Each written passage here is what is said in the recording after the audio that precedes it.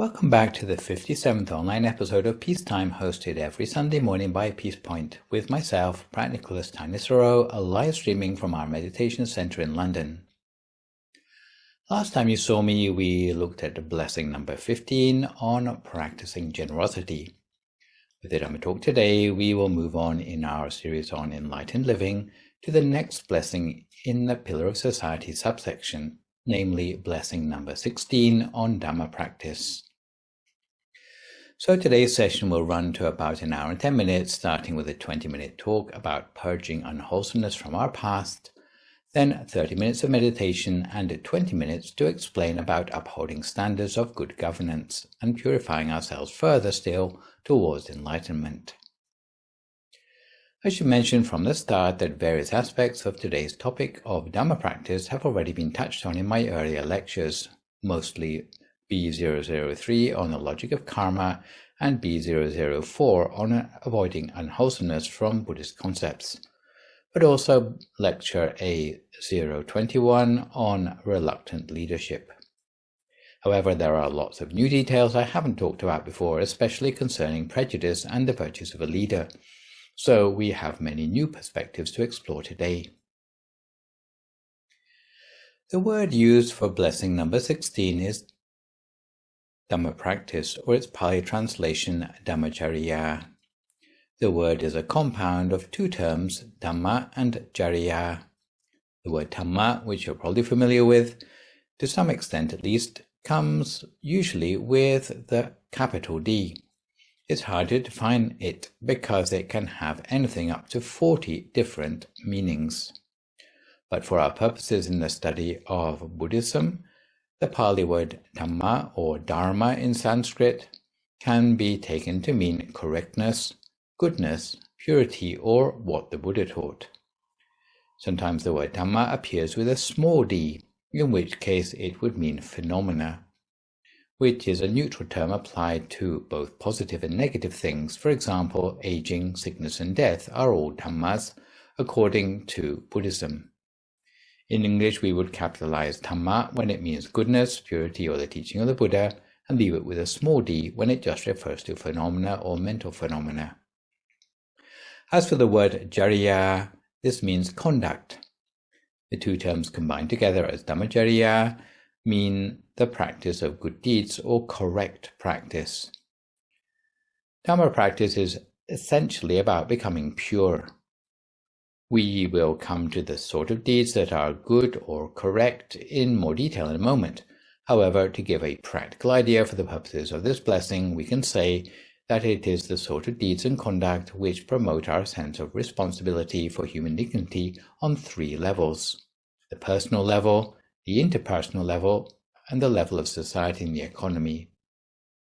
In this particular blessing, we will concentrate mainly on personal and interpersonal levels of human dignity because we will see more of human dignity on the economic level in blessing 18 that talks about blameless work and blessing 19 that talks about not consuming intoxicants. In essence, Dhamma practice is intended to achieve two goals. Firstly, to purge oneself from the effects of any unwholesomeness we have done in our past, and secondly, at the very least, to conform with standards of good governance in life, or better still, to double down on our existing purity, which you might call sanctification. The Buddha positioned Dhamma practice as number 16 in the series of blessings because it needs to be mastered before we can successfully deal with blessings about looking after one's extended family and blameless work. The rationale behind this is that looking after one's extended family and blameless work can be ethical minefields because they force us to work alongside people of possibly dubious dispositions in a wider society. Without particular caution in our dealings, we run the risk of spoiling our good intentions or coming into conflict by taking sides. This is why, before embarking on works of social value, we have to prepare ourselves by studying the impartiality in worldly and spiritual work, so as not to bring inadvertent harm to ourselves or others. So before we look at how Buddhists can do Dhamma practice to purge themselves of any unwholesomeness in their past, perhaps it's useful to draw a comparison with how other religions deal with the same issue. In Christianity, especially Catholicism, if a Christian breaks a commandment, they will go to confession with a priest in the church. To unburden themselves before death, a priest would be called to administer last rites. In that way, it's believed that they can be alleviated of their sins. In Hinduism, there's also a way of purification, bathing in the Ganges, on full moon days. Hindus believe they can rinse away their sins with river water. Sin is treated as if it's a sort of physical dirt that can be washed away by the holy waters of the river Ganges. In its approach to purification, Buddhism is rather different from the other religions that I've already mentioned, because Buddhism does not concern itself with purging sin or the accumulation of bad deeds in the past, but with purging oneself of the impurities in the mind that might cause the intention to commit further such sins in the future. This purging is a sequential process and works on 3 levels, rather like the way gold is purified from its naturally occurring deposits. There is a simile in the Pamsuttovaka Sutta of the Anguttara Nikaya that when smelting gold, you need to work your way through the impurities, starting with the gross ones, moving on to the medium ones, and finishing up with the subtle ones. Buddhism recommends using the precepts on the gross level, meditation on the medium level, and wisdom on the subtle level. At this stage in the blessings, we are dealing with the coarse or gross levels of impurities. If it were someone panning for gold, then it would be the coarse sand and fine grit. The prospector would have to rinse the gold again and again until they've washed all the sand and grit away. In Buddhism, this function would be by keeping the precepts, or more extensively, the fulfillment of the 10-fold path of wholesomeness. As for the 2nd and 3rd levels of purification, well, we will return to them in blessings later on in the series. What's important for Buddhism is that there is not the belief that a supernatural being or even the Buddha can somehow magic away the bad things we've done in our past. And on the subject of trying to wash away our sins in the sacred waters of a river, the Buddha had a whole conversation with a Brahmin called Sankarapa, with his own eponymous sutta in the Samyutta Nikaya that trying to wash away one's sins would be like washing the outside of a cooking pot when there is still a lot of dirt stuck on the inside. In other words, our problem is on the inside, in other words, in our mind, and it's not water we need, but changes to our mental habits if we want to make a difference there. On the subject of confession, it should be acknowledged that this practice also has an important role in Buddhism too, mostly in the monastic community, but it's from the point of view of declaring one's intention to renew one's effort to overcome unwholesomeness after having broken a precept. But it's not really seen as a way of overcoming the consequences of the evil already done. Supposing Mr. A punches Mr. B on the nose and subsequently confesses it to a spiritual mentor, Buddhists would see this as helping Mr. A to feel better about it and hopefully to avoid repeating his behavior. But the act of contrition doesn't help Mr. B feel any better about his swollen nose. So Buddhists at least feel that even on a superficial level, the consequences of an action are not lessened by confession.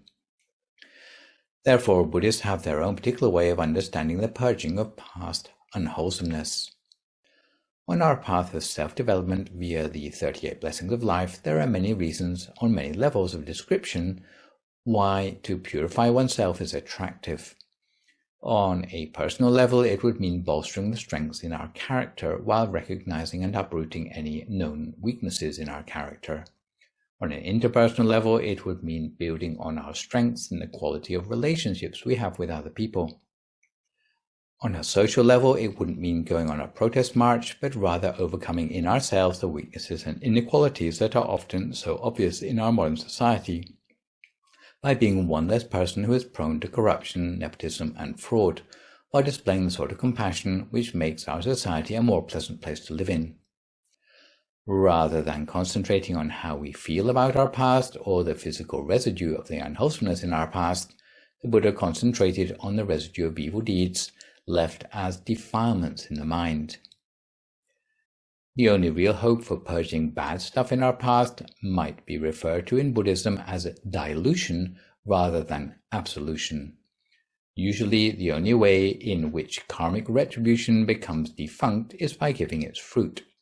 But rather than just sitting and waiting for one's karma to run out, the Buddha suggested two ways to purify oneself, namely the indirect way of diluting old bad karma with large quantities of new good karma, and the more direct uprooting of the old bad karma through meditation and wisdom. The second method for the medium and subtle defilements is something we will come back to in Blessings 31 and 32 through the practices of austerity and chastity.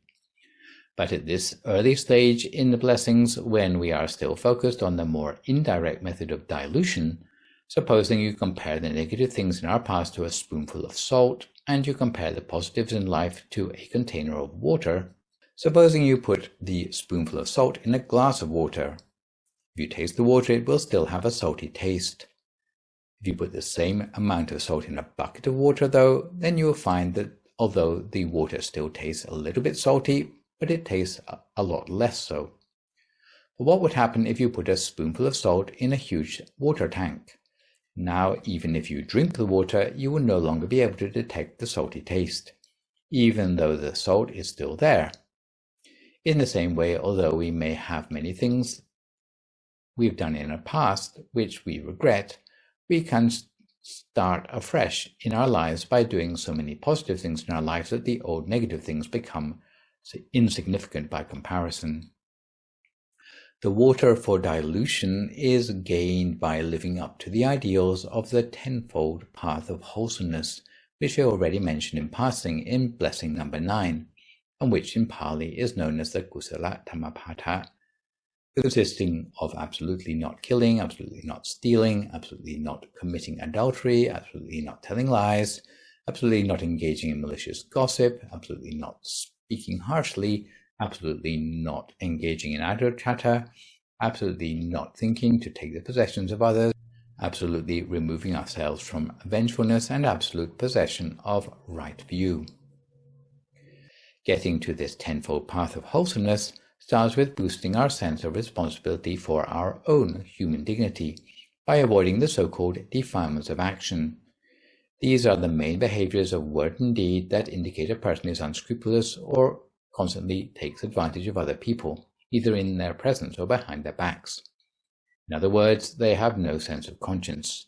So, if impurity consists of taking advantage of others, then purity should come from what would be known in Thai Buddhist culture as the 5 virtues, or Pancha Dhamma, which builds on the virtues of abstaining from the 4 defilements of action. Although I've mentioned these in passing before, today I'll go into a little more detail about each of the 5 virtues that help to dilute the salt of any unwholesomeness we have in our past. And you will note that the 5 are the diametric opposite, or the flip side, of breaking the 5 precepts. The first of the 5 virtues is compassion, which means making sure we are presentable, well-spoken, and courteous, expressing concern for others, having good manners, going out of our way to help others, and not doing things to arouse others' suspicion. The second of the 5 virtues is generosity, which means giving others resources, time, forgiveness, attention, teaching, and advice, all the details of which we've already spoken about in the previous blessing. The third of the 5 virtues is contentment with one's lawfully wedded. This means being faithful to one's partner where applicable and actively practicing the virtues that keep a marriage going, as we have seen in Blessing 13. The fourth of the 5 virtues is truthfulness in everything we say, honesty to ourselves, earnestness in every task we do, especially towards the cultivation of good deeds. It also means training ourselves to do better than best in every task that comes our way.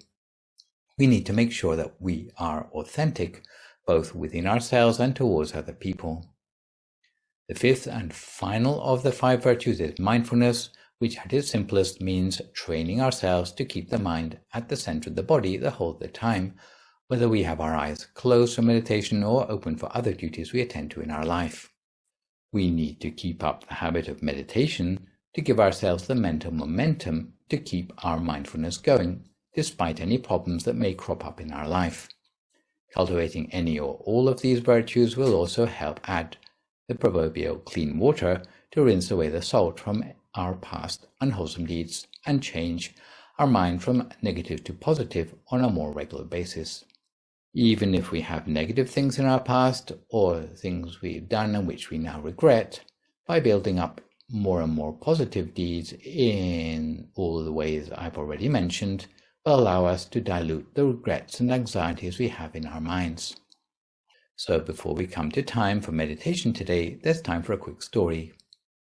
It's said that longevity is one of the marks of a person who is pure or who is established in the tenfold path of wholesomeness. And to this end, there is a story of when the Buddha went back to visit his father, King Suddhodana. The king informed his son that he had heard the rumor that his son had already died as a result of his practice of self-mortification. However, the king had not believed the rumor. He had had more confidence in his own son than that. The Buddha told him that this was not the first time that the king had shown such confidence in him as a son. In a previous lifetime, when the Bodhisattva had been studying in a town far away from home with his teacher Disapamukha, a young fellow student died. The Bodhisattva informed his teacher in an offhand comment that where he lived, no one younger than 100 years old could die, even by misadventure. The teacher didn't believe the Bodhisattva, so he decided to investigate for himself. He took some goat's bones and carried them in a sack to the Bodhisattva's father, saying that he had returned the bones of his son who had passed away in the course of his studies. At that time, the Bodhisattva's father did not believe the teacher. Not even the other villagers would believe him and laughed out loud in his face. The reason why everyone in that village was so long-lived was that for 7 generations everyone in the village had been practicing all of the tenfold path of wholesomeness I described earlier, that are the wellspring of the purifying water that can dilute away all the unwholesome salt from our past karmic history. So now that we know a little bit more about the practices to eradicate impurities from our past, let's take a few moments to further our spiritual purity in the here and now by settling ourselves for 30 minutes of meditation, which today is a recent live recording of 5 good reasons to meditate.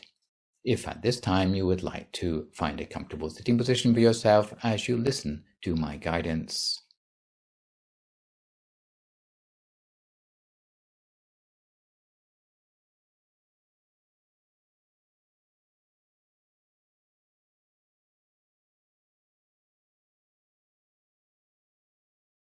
So if you'd like to start by adopting a comfortable position for yourself in meditation, closing your eyes and allow your shoulders to drop.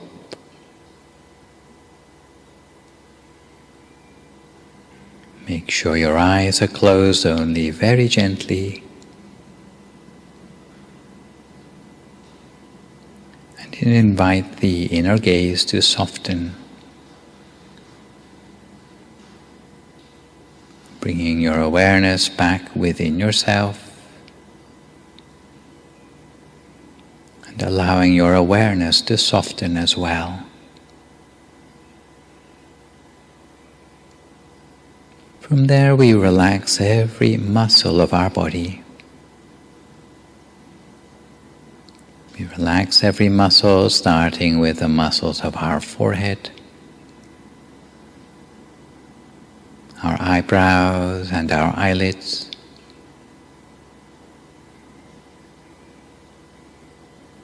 making sure our eyes are only very gently closed.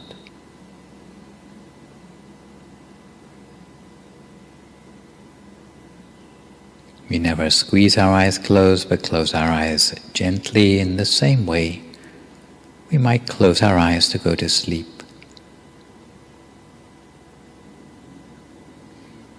should be sure that there's no heaviness on our eyelids.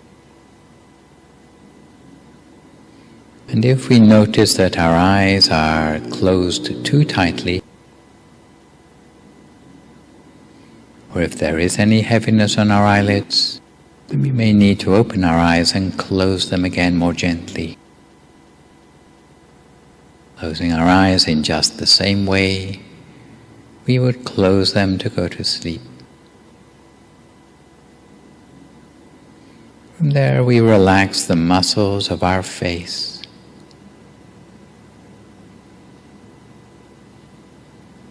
We relax our neck,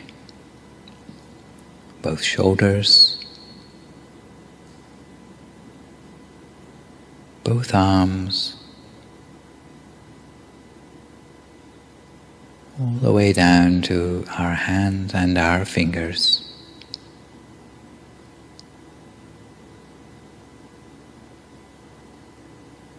Continuing on down, we relax our chest, trunk and abdomen, relaxing both legs, all the way down to our feet and our toes.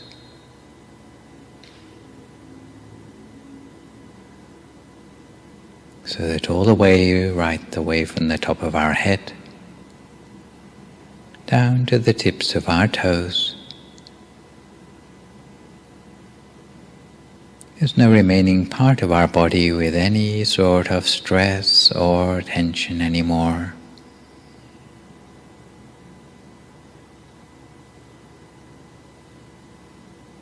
If we do notice any tension remaining in our body, then we do our best to relax it completely. Because if our body is completely relaxed, we'll be left with a feeling as if our body seems to melt away into the atmosphere around us. And we'll have no more worries about our body anymore.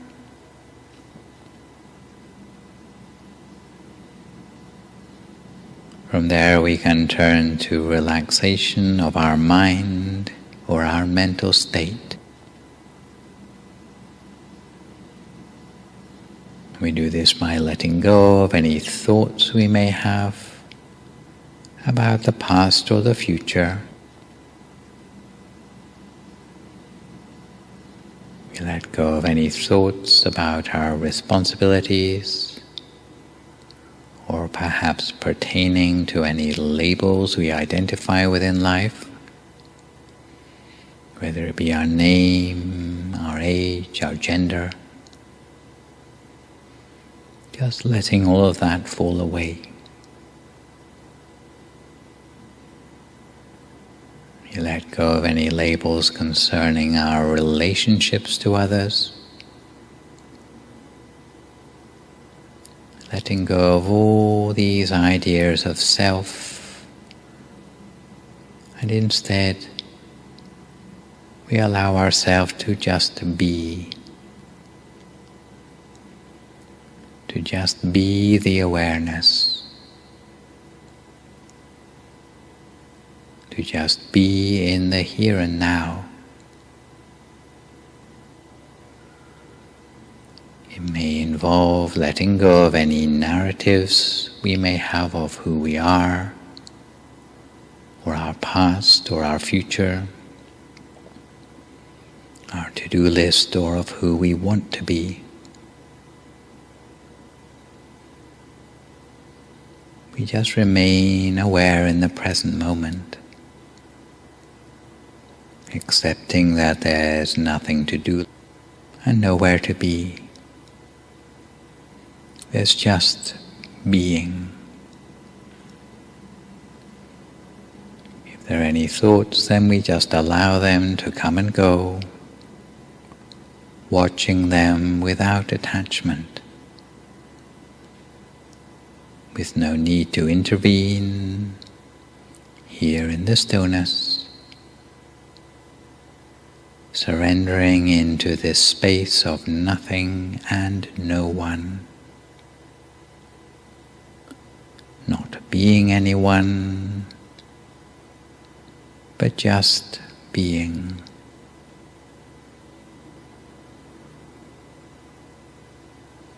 And conjuring up a sense of happiness and joy in the mind, perhaps casting our mind back to a time in our life when we felt truly happy, as if that feeling were composed of tiny particles of happiness and joy, completely filling our body and mind, and allowing that feeling of joy and happiness to leave us feeling refreshed on the inside, and cherishing that feeling of happiness and joy for a few moments, as if all the happiness were radiating outward from the center of our body, allowing us to merge with the totality of our surroundings, and just remaining for a few moments in that stillness, the stillness of this space.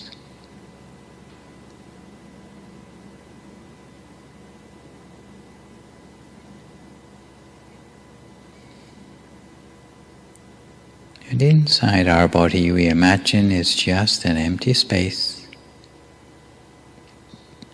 or as if our whole body has been transformed somehow into a sort of bubble with nothing on the inside. Or equally it might be as if our body has disappeared altogether, leaving nothing but a great empty space.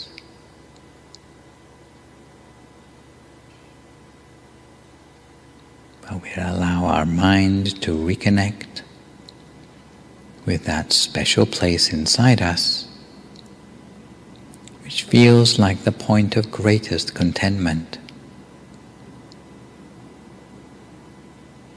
Somewhere around the area of our diaphragm, while maintaining our attention there as continuously as we can, for as long as we can,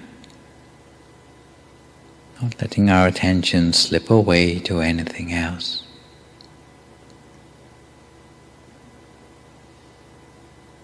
If we already have an inner object of some sort, we can adopt that as the focus for our meditation. But if we don't seem to have anything obvious to focus upon, we can always start by conjuring up one of our own, a visual object or one that we can feel inside us. And if our attention wanders away to other things, we simply bring it back again as soon as we realize. Bringing it back repeatedly until little by little, keeping the mind centered becomes like second nature to us.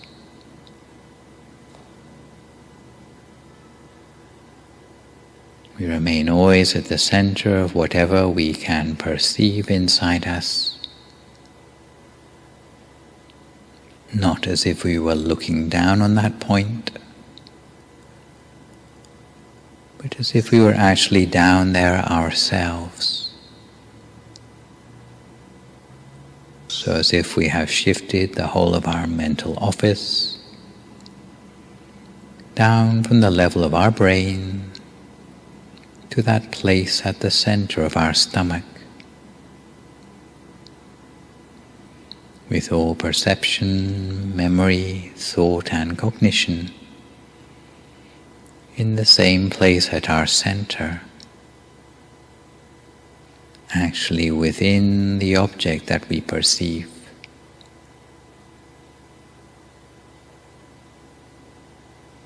If thoughts return, we do our best to ignore them, to let them die down, to leave a sense of silence in the mind, silence in which there's nothing but our inner object as the total focus for our attention.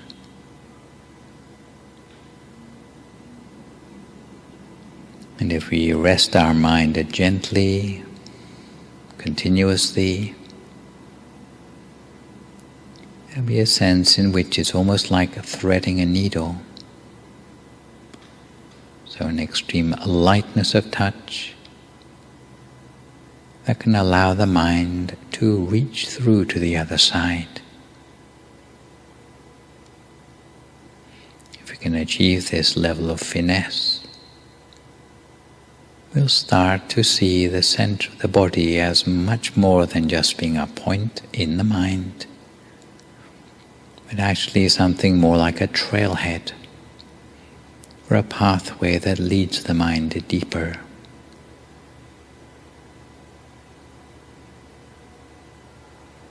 As for the possible problem of there being thoughts in the mind, if the thoughts are at a low level, you can generally get away with just ignoring them by not encouraging the thoughts. In this way, we'll find that a first thought will no longer lead to a second or a third, but it will die down into silence. But for some people, it may be that the thoughts don't just go away quite as easily as that, in which case we may need to take it to the next level by making use of that mantra, the thought-blocking strategy I taught you earlier, which is to hear the sound of the words Samma Arahang, Samma Arahang, Samma Arahang, or your own equivalent, coming up as if you hear those words like a silent music, coming from the source of a sound located at the center of your body. Samma Arahang, Samma Arahang, Samma Arahang, over and over again, lightly, gently, continuously, until at a certain point in your meditation you'll start to find that the thoughts have died down. You may find yourself forgetting the mantra because it's not necessary for you anymore. So if the mantra dies down in this way, then all we need to do is be content to remain in silence, with nothing but that inner object at the center of ourselves. So we cultivate our attention in this way, lightly and gently, keeping our mind on track by means of our inner object, while discouraging any thoughts from arising in the mind, and touching gently with the center of our inner experience, allowing the mind to go deeper inside for a few more moments now in silence until we come to the appropriate time.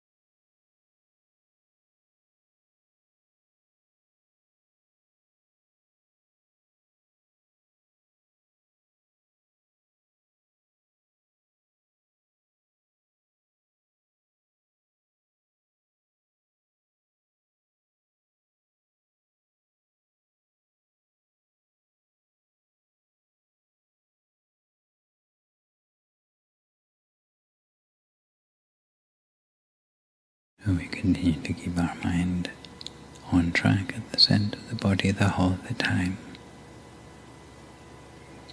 Lightly, gently and continuously. If our attention wanders off onto other things, each time we realize, we simply bring our attention gently back again to the center of our body as before.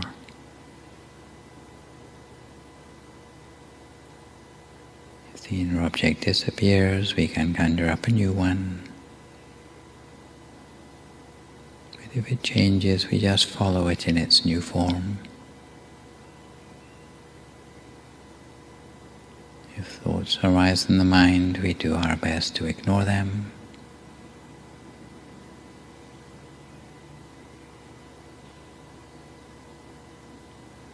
We make use of the mantra if the thoughts in the mind are too many, simply to be ignored. At the same time, we take special care to get the balance right in our meditation, applying the mind at the center of the body, neither with too much force nor too little. Be our mind in place at the center with nothing more than a feather-light touch.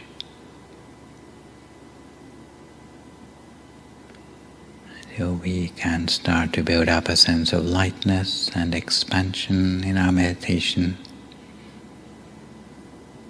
It is the sign that we have reached the sweet spot in our meditation practice. There are many potential benefits that can come of our meditation.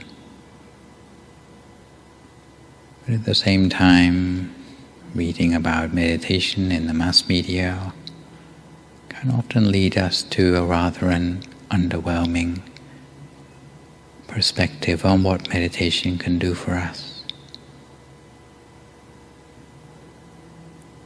Even the word visualization is often misunderstood to be some sort of manifesting or about getting the things that you want in life.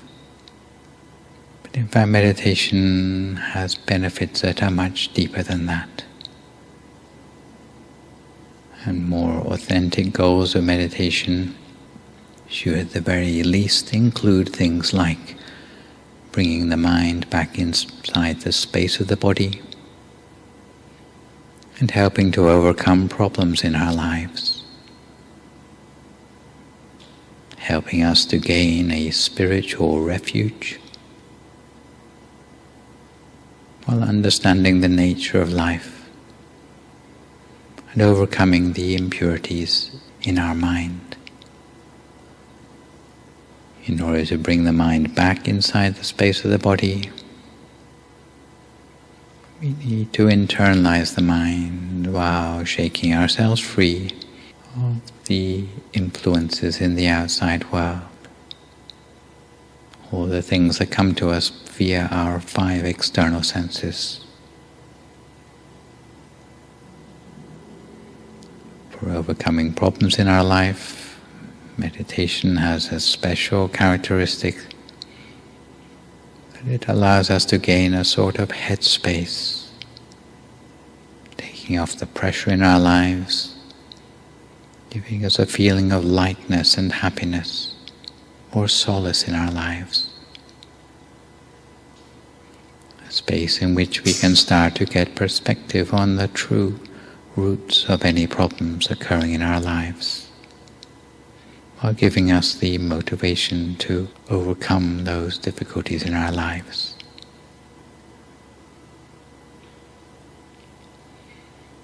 From the point of view of being a refuge in our lives, when meditation draws the mind inwards towards something known as inner peace, we start to gain a feeling of safety and confidence in our lives, which is an important reason to build up a regular meditation habit in our lives, to give us that sense of confidence from the inside. as for the benefit of understanding life more deeply and learning about who we really are. Meditation gives us a perspective by which we can start to see how life really is. To be able to look beyond the suffering and the impermanence, and to prevent us from becoming attached to an illusory ego. The sort of perspective change that we can gain in this way allows us to have more realistic expectations about life, in a way that minimizes the shadows of suffering. And for the last important benefit of meditation, which is to overcome any of those mental impurities in the mind, whether it be greed or hatred or delusion, then we have to be able to actually identify these things in our mind first of all before we can overcome them. It's not a work that someone else can do for us. And it's not something that we can do if we don't understand the nature of our own minds first of all. But being able to stand back from those impurities to see the nature of the pure mind, to give us that contrast. This is something that meditation enables for us. So these are 5 important reasons why meditation is something we ought to practice regularly in our lives, in order that day by day we can gradually work towards that clarity and wisdom, purity within ourselves. So we continue to meditate in this way now for a few more moments in silence, lightly and gently on track at the center of our body, before we come to time for practicing some loving-kindness meditation together.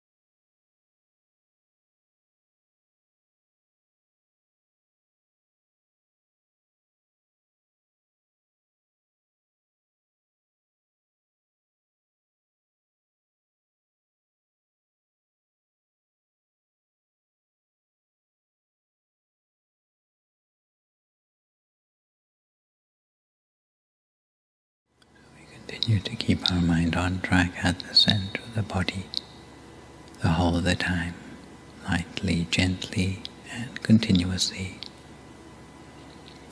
Always at the center of whatever inner experience we have built up for ourselves as a result of the meditation so far this evening.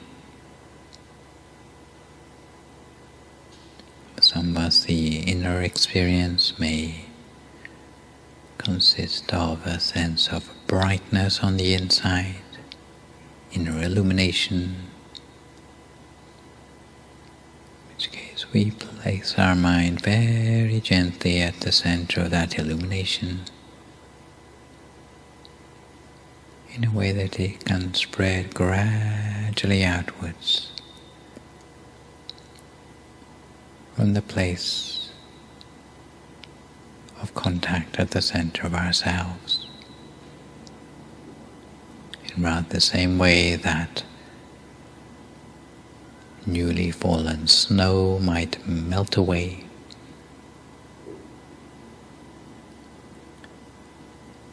when touched with a warm fingertip, with solid becoming liquid, or liquid becoming vapor, expanding outwards from the point of contact. For some people, the inner experience may be more of a feeling, a a sense of well-being located around the center of ourselves. In the same way, we would touch gently at the center of that feeling, allowing the feeling to spread outwards from that central point.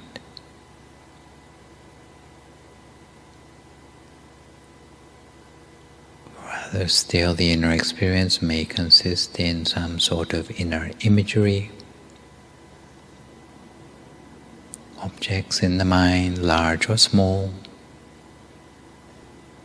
We spread loving kindness to ourselves, first of all, because if we have no compassion for ourselves, then it's going to be hard for us to have compassion for anyone else. Initially, we extend the loving kindness, expanding it to fill the whole of our own body, while making the gentle affirmation at the center of ourselves that may we be well and happy, may we be free from suffering. And then allowing the loving kindness to extend outwards beyond the boundaries of our own body, outwards into the room around us,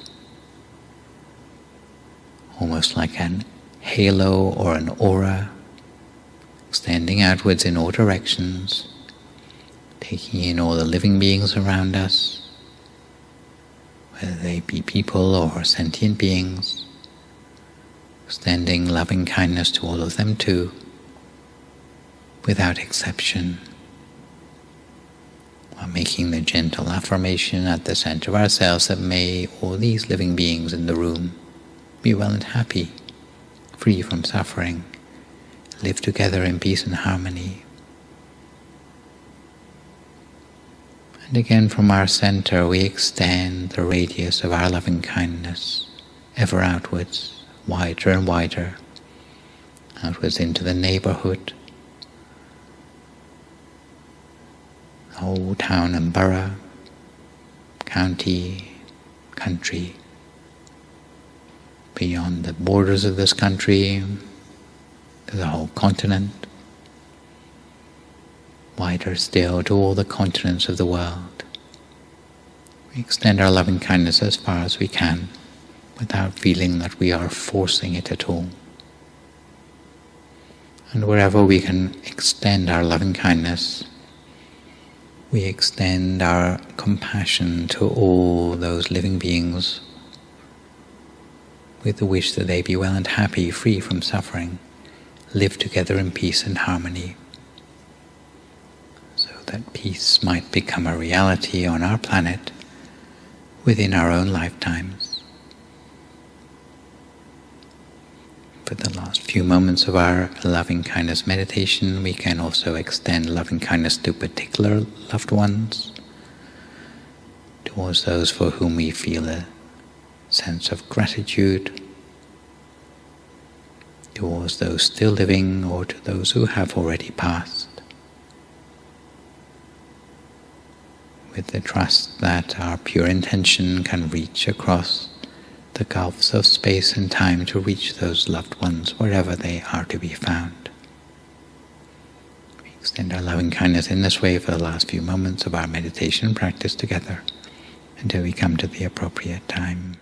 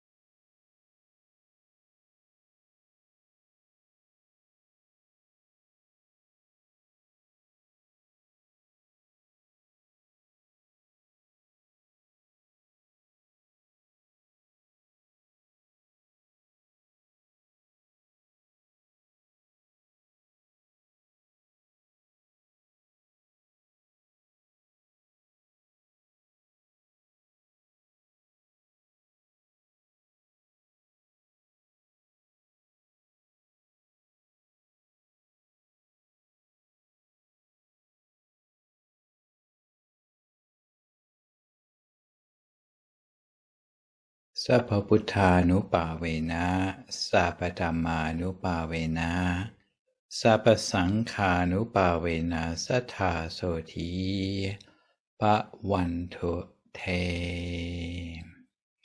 So if you'd like to come to the end of your meditation for today, and you can gradually open your eyes again.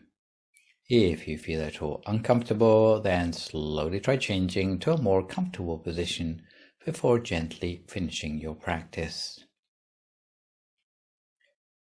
So to come gently back to our subject matter of Dhamma practice for today, we consider how the virtues we practice can be not just a pathway out of past unwholesomeness, but also behavior in accordance with what is pure and the wellspring of ever-increasing purity for ourselves in the future as well.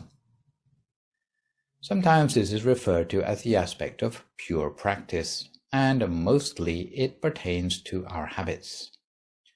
The habits of people who live together in groups on the level of the family, society, or country add up to dictate the collective prosperity or deterioration of that community. So the habits we end up with have usually brushed off on us from those in our human environment, especially those in the 6 sectors of society mentioned in the Sigalovada Sutta. Many of the duties and habits fulfilled in the 6 directions have already been touched upon in our journey through the 38 blessings already, whether it be friends' duties to each other that we saw in the 2nd blessing, the clergy's duties to their congregation that we saw in blessing number 3, the students' and teachers' duties to each other that we saw in blessing 7, our duties in looking after our parents that we saw in blessing 11, our duties to raising children properly that we saw in blessing 12, our marital duties that we saw in blessing 13, the congregation's duties in support of their spiritual mentors that we saw in blessing 15, and duties between employer and employee that we'll see in the workplace when we come to blessing number 18.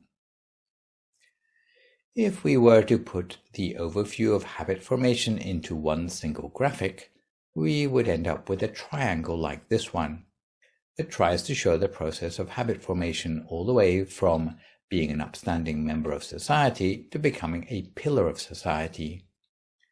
To change ourselves, society, and humanity for the better, we have to transform the habits of the members of society for the better, starting with our own. The most important habit is being responsible on 3 levels of description: our own sense of human dignity, self in the diagram, responsibility for the human dignity of others, SOC in the diagram, and responsibility for the human dignity as part of a fair economic system, or econ in the diagram. We will come back to the economic aspect in future blessings. From the last slide, you can see that the influence of doing right by the 6 directions are like the rainfall of influence of our habits that guides us from above, at least in the diagram, providing us with ENV, which stands for a positive human environment for pure habit formation. From ENV, the next stop on the journey is working with human dignity on our individual level or self in the diagram, where the 4 defilements of action need to be avoided. 4 defilements of action, or Gammakilesa, are 4 impure behaviors which you will recognize from the 10-fold path of wholesomeness that I mentioned earlier, namely killing people or animals, or Paranatipata, stealing or taking that which is not given, or Adinadana, adultery or sexual misconduct, or Gamesu Misachara, and finally telling lies, or Musawata. Anyone who can abstain from the 4 defilements of action can be said to respect their own sense of human dignity, because they neither harm others nor take advantage of them. You'll notice that these 4 forms of behavior are diametrically opposite to the decent behaviors described in the moral code of most religions. In Buddhism, restraint from these behaviors is covered in the first 4 of the 5 precepts. Keeping the 5 precepts is well known to be the underlying virtue that underpins our sense of humanity. If we want to stay human, in other words, remain humane or respect our own human dignity, then it's necessary to live our lives according to the 5 precepts, otherwise we will descend into savagery or give in to animal urges. The missing fifth precept on abstaining from consuming intoxicants doesn't appear in the 4 defilements of action, but returns later at blessing number 19. But for today, responsibility for human dignity on the personal level, illustrated by the self node in the diagram, means being responsible for preserving our own sense of human dignity or humanity rather than behaving like a savage by not killing, stealing, cheating on a trusting spouse or partner, and not telling lies. Moving on from self, we come to sok, which represents responsibility for human dignity of others in society, which according to Buddhism means the 4 forms of bias. Bias because of desire, bias because of hatred, bias because of ignorance, and bias because of fear. First sort of bias is bias because of desire or chandhagati. For example, parents who don't love their children equally because of favoritism may treat their children unfairly. The second sort of bias is bias because of hatred or dosagati. For example, teachers suffering from bias based on hatred or anger will behave unfairly towards annoying students, perhaps awarding them less than their due grades. The third sort of bias is bias because of ignorance or mohagati. For example, someone who suffers from bias because of ignorance may take decisions based on their own stupidity or lack of information, or put someone unscrupulous or incompetent in a position of responsibility. The fourth sort of bias is bias because of fear or bayagati. Usually we think of a fearful person as someone to be pitied, but they can also be a person who can make decisions that seriously lack good judgment. For example, someone who's biased because of fear might bear false witness under duress against someone they know is innocent. All forms of bias or prejudice cause us to trample the dignity of the innocent. Trampling dignity through bias starts with trampling one's own dignity by twisting the truth in one's own heart and mind. Such bias in our minds then twists the things we say or do to deviate from what is pure and just. The way Buddhists see it is that bias can undermine a person's responsibility towards human dignity, whether it is merely latent in a person's mind or if it's expressed in unjust actions. Bias can impede our cultivation of virtue because it might cause us to perceive a gift made out of gratitude as being no more than a bribe. If we could trust that the world were free of bias, it would make it much simpler to cultivate good deeds without having to be constantly suspicious of ulterior motives. Anyone who can abstain from all 4 forms of bias is someone who is in a good position to uphold justice, and knowing about the subconscious origins of prejudice should help us to avoid infringing the rights of others, twisting the truth, or bearing false witness. It should help us to avoid thinking that we are above the law, everyone else has to follow, and therefore, to a greater or lesser extent, to be a person with social responsibility. A third facet of Dhamma practice is behaving in accordance with what is pure or just, not letting our mental impurities or temptations interfere with what we know to be good or fair. If you are in a leadership position or as a pillar of society, it behooves you to maintain a certain standard of moral caliber. In the Buddhist scriptures, the sort of leaders that are idealized are those who can uphold the 10 virtues of a ruler, otherwise known as the Rajadhamma. These standards of moral caliber are supposed to apply to both monarchs and presidents alike, although generally a monarch will stay in power as long as they live, whereas a president will have a limited length of office. Mostly it doesn't go into detail about despotic acts like rewriting the constitution to keep your own opponents out of power or undermining democratic or human rights. It applies more to the sort of leader that people would be happy to see continue in power. So the 10 virtues of a ruler deal mostly with personal qualities, those qualities of the sort of person who might in the present day be referred to as a philosopher king. The qualities particularly mentioned are generosity or dana, self-discipline or sila, self-sacrifice or parichaka, integrity or ajawa, gentleness or matawa, austerity or tapa, non-anger or akota, non-violence or avihingsa, patience or kanti, non-deviation from righteousness or avirodhana. Of course, if a ruler is able to conduct themselves in accordance with these 10 virtues of a ruler, the country or kingdom and all its subjects will prosper. In ancient times, according to the Buddhist scriptures, such exemplary rulers existed at certain times in history and were known as universal monarchs or Chakravartin. They were seen as the sort of secular counterpart of the Buddha and are also found in the scriptures of Buddhism, Hinduism, and Jainism. They are the sort of monarchs which had such a good reputation that people of neighboring territories would come along and petition them to come and rule their territory as well, until the whole world became united without borders. To give an illustrated example of the sort of things that could be expected of a truly just ruler, according to the Buddhist scriptures, the benefits of pure governance go much further than a happy populace. In the 334th Jataka, called the Rajavata Jataka, there was once a king of Benares who wasn't making a very good job of governing his kingdom. To find out what was wrong, he sneaked out of the palace and travelled about in disguise, and in the course of his wanderings came to the Himalayas, where the Bodhisattva lived as an ascetic. The ascetic gave him ripe figs, but no matter which tree he picked them from, the king found that all the figs tasted bitter. He asked the Bodhisattva, who in that lifetime was the ascetic, why the figs were so bitter, and, unaware that the subject of the conversation was standing right in front of him, the ascetic explained to him that the present ruler was failing to rule in accordance with the 10 virtues of a ruler. The king thanked the Bodhisattva and snuck back to his palace.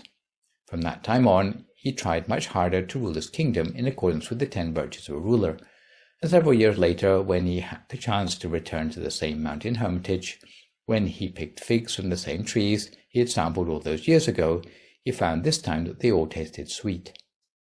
This time the Bodhisattva explained needlessly that the change had come about since the king of the country had started ruling his kingdom justly, and this time the king returned to his palace feeling vindicated.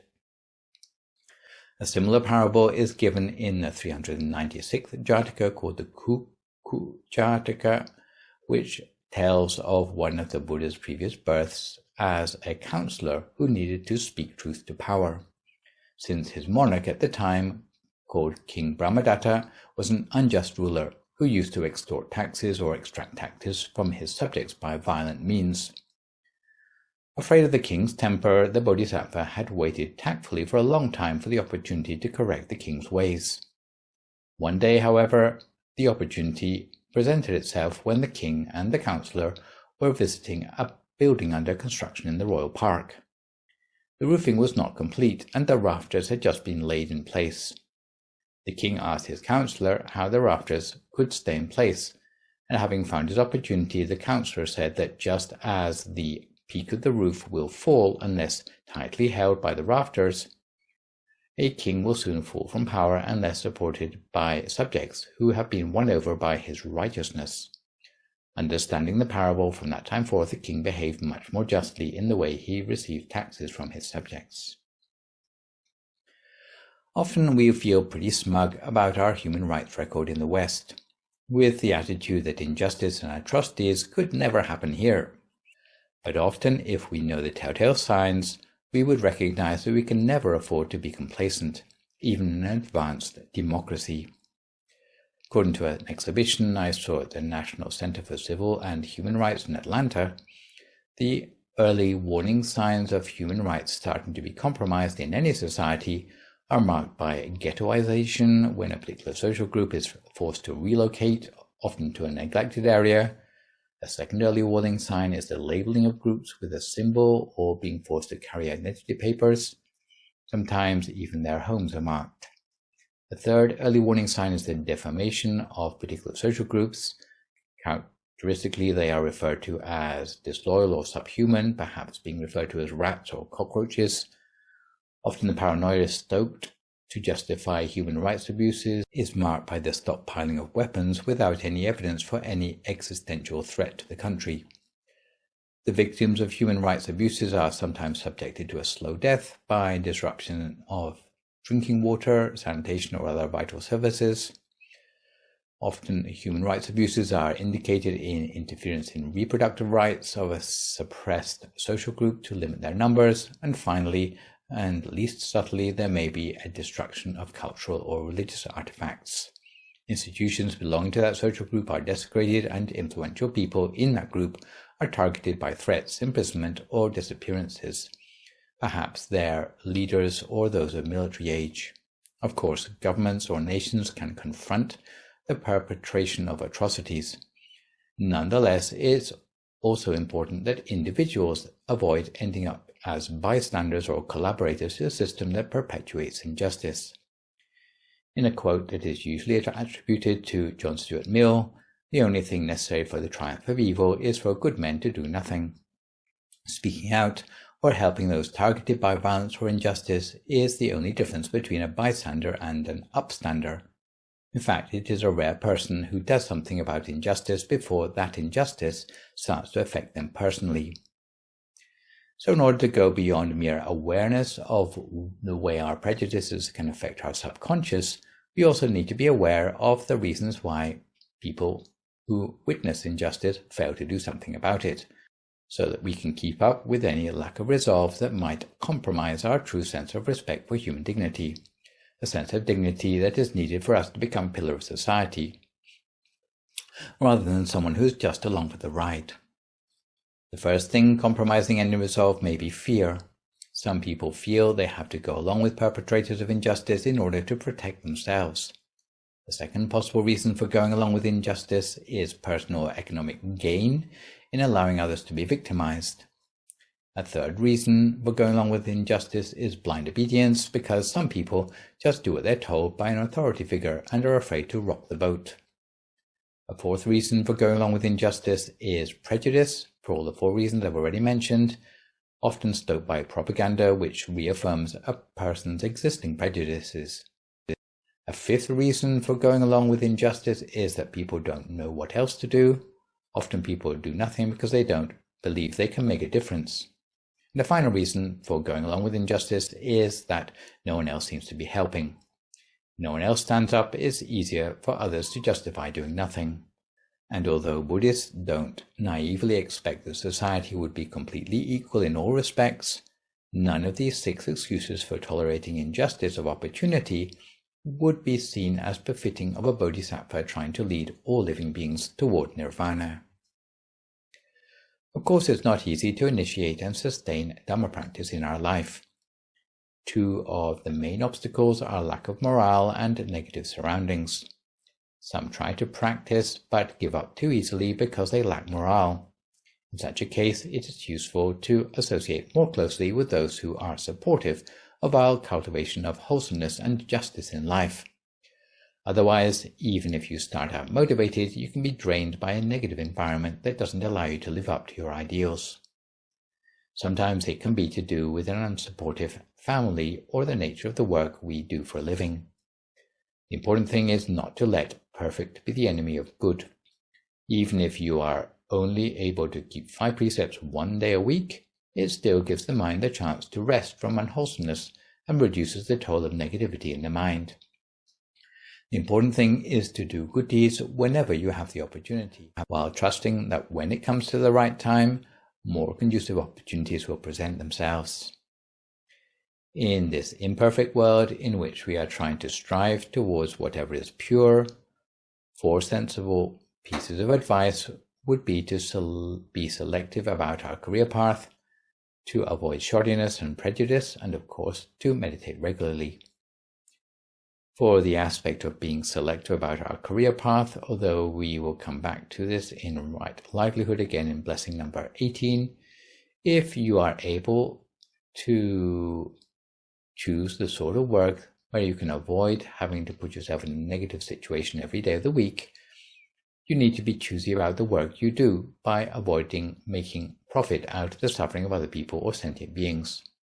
At the same time, whatever craft you turn your hand to, you should never turn in shoddy work. Always do things to the best of your ability, whatever task comes to hand. This thoroughness will carry over when you come to work on yourself spiritually. An example of this might be a monk preparing proper notes and references for a sermon rather than simply making it up as they go along. A third practical aspect of Dhamma practice in everyday life is to police your own attitudes for bias or prejudice. For example, I know that I'm racially prejudiced. It is a byproduct of growing up while taking white privilege for granted. These days, I would also be accused of cultural appropriation in spite of being a white Euro, but dressing up in saffron robes and shaving off all my hair in an attempt to be more acceptable to Asians. Nonetheless, I am at least aware of my blind spots, and I do my best to find out more about the issues, to read about the lived experiences of Black, Latin, or Asian authors, and challenge my own attitudes to become more woke when appropriate. If you, like me, realize that you have some way to go in uprooting the blind spots of prejudice from the mind, 6 useful pieces of advice which might help you in this respect are: firstly, to consciously commit yourself to egalitarianism; secondly, to recognize the unconscious bias is no more the real you than your conscious values. You are both the unconscious and the conscious. Thirdly, you need to acknowledge differences rather than pretend you are ignoring them. Fourthly, you may need to seek out friendship with people from different groups in order to get outside your bubble and increase your brain's familiarity with diverse perspectives while expanding your point of view. Fifth, it's natural to focus on how people are different from you, but try to consciously identify with what qualities and goals you may have in common. Lastly, when you encounter examples of ambiguous bias, you need to speak out against them, because that will help you to create and reinforce a standard for yourself and the people around you, in addition to providing some help to those who are the targets of explicit and implicit prejudice. Lastly, no matter how smart you are, without meditating regularly, you have no chance of being successful in your pursuit of the tenfold path of wholesomeness. The reason is that even though people know they have bad habits, without meditation they will lack the depth of motivation to do something about it. And I will add that although, with all I've said up to this point about leaders needing to be the ones to stand up against injustice and take a stand on issues, with the addition of meditation as part of the practicality of Dhamma practice, you may find that in some cases the best executive choice may be to practice equanimity, especially where taking sides in an argument may be counterproductive. And this may especially be the case when you are about to make some breakthrough in your meditation, and the best choice you can make for your long-term spiritual furtherment is to give yourself a few moments more of inward focus rather than to go marching out into the world to right everyone's wrongs. For today, I would like to finish off with a Jataka story which illustrates the conflict between governance and the transcendental values of those who aspire to the pathway towards nirvana. There was a particular lifetime which is related to the 538th Jataka called the Mahanipata or Mukupaka Jataka, where the Bodhisattva is born as Prince Tamiya. His father was the king of Kasi in India. The father wanted to groom the young prince for kingship from an early age, so he let the baby lie in his lap when he was in court, pronouncing death sentences on criminals brought before him. Even as a small child, since Tamiya had already been cultivating perfections for countless lifetimes, he was able to recall past lives where he too had been a king pronouncing death sentences on others, and as a result he had suffered the retribution of 20,000 years in the unfortunate realms. In order to avoid history repeating itself, he hatched a plan to avoid being fit for governance. From that day forth, he feigned dumbness to avoid having to take the throne.